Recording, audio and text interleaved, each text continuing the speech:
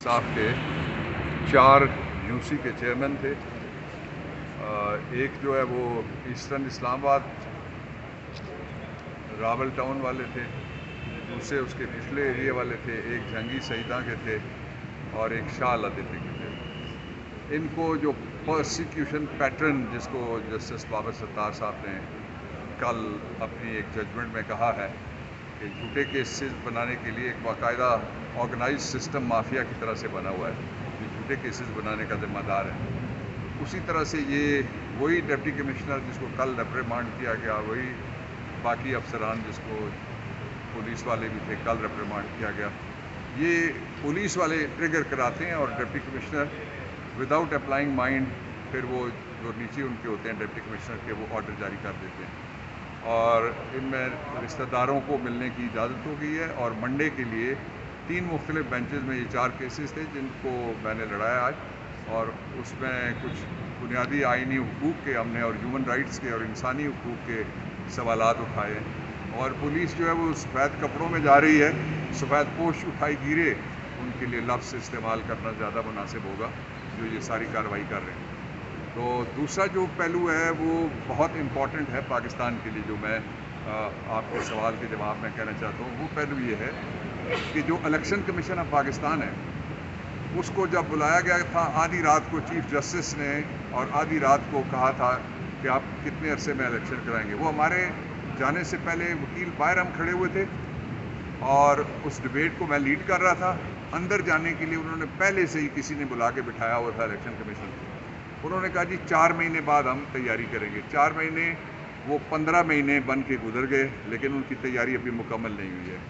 اب یہ جو پچھلی پی ڈی ایم کی جو زہریلی جڑی بوٹیاں اکٹھی کی گئی تھی 13-14, انہوں نے جو زہر پھیلایا ہے وہ زہر کہیں آپ دیکھ لیں پیٹرول میں ملا ہوا ہے, کہیں دیکھ لیں بجلی میں ملا ہوا, کہیں گیس میں ملا ہوا, کہیں مہنگائی میں ملا ہوا ہے. تو وہ جو انہوں نے زہر پھیلایا ہے اس کے نتیجے میں آپ جو کر رہے ہیں وہ میں آپ کو بتانا چاہتا ہوں اور قوم کے میں وارن کرنا چاہتا ہوں کہ یہ فیڈریشن کو توڑنے کی سازش ہے. آئین کے آرٹیکل 51 میں لکھا ہوا ہے, خاص طور پہ پنجاب کے ساتھ سازش ہو رہی ہے. سارے جو لوگ ہیں میں ان کو یہ وارن کرنا چاہتا ہوں کہ سازش کی طرف توجہ دیں. 51 میں لکھا ہوا ہے کہ کس صوبے میں سے کتنے بندے آئیں گے جو ایم این اے ہوں گے, اور آرٹیکل 51 میں تعداد 342 لکھی ہوئی ہے جس میں ایک 2 طبقات اور ہیں جو ولنریبل ہیں, ایک جو مائنورٹیز ہیں ان کے ساتھ اور ایک خواتین کی بھی تعداد صوبہ وائز طے ہے. اسلام آباد میں بھی طے ہے کہ خاتون ہوگی اور مائنورٹی کا نمائندہ ہوگا, باقی صوبوں کے اندر بھی ان کی جتنی ممبرشپ ہے اس کے مطابق ہوگی. اب یہ جو انہوں نے کیا ہے کام وہ یہ ہے کہ یہ کوشش یہ کر رہے ہیں کہ کسی طریقے سے پنجاب کی سیٹوں کو کم کیا جائے.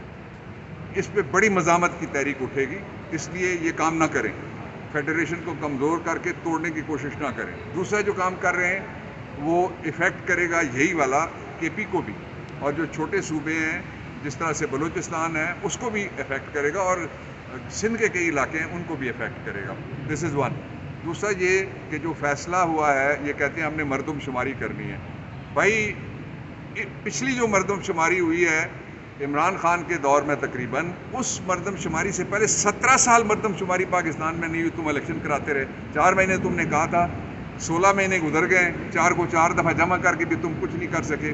تو یہ کیسا نظام ہے جو پاکستان کو اندھیرے کی طرف رکھنا چاہتا ہے. اور الیکشن کمیشن آف پاکستان جو آپ لوگ رپورٹ کرتے ہیں وہ یہ کہ جب ان سے سوال پوچھا جاتا ہے الیکشن کب ہوں گے تو وہ خاموش ہیں, لیکن آئین خاموش نہیں ہے. میں ایز کو author of the constitution, as former law minister, میں الیکشن کمیشن کو خط بھی لکھوں گا, ان کی توجہ میں آئین کی ان دفعات کی طرف دلواؤں گا.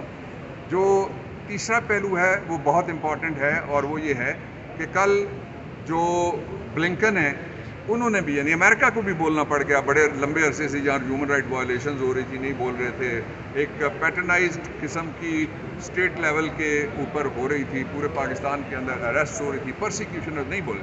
لیکن اب انہوں نے کہا ہے کہ الیکشن بر وقت ہونے چاہیے. پاکستان, یہ تو امریکہ ہے, پاکستان کا آئین کہتا ہے الیکشن بر وقت ہونے چاہیے.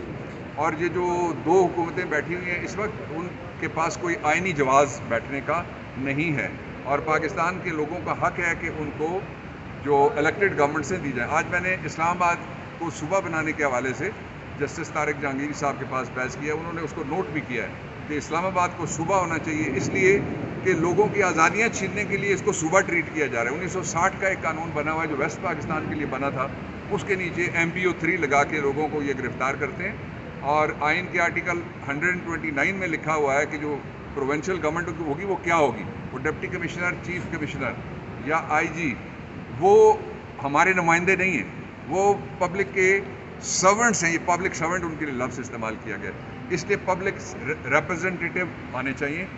اس پوائنٹ کو نوٹ کیا گیا ہے. انشاءاللہ منڈے کو اس پہ یہ بڑا اہم سوال ہے اسلام آباد کے مستقبل کے حوالے سے, اس پہ بحث کروں گا.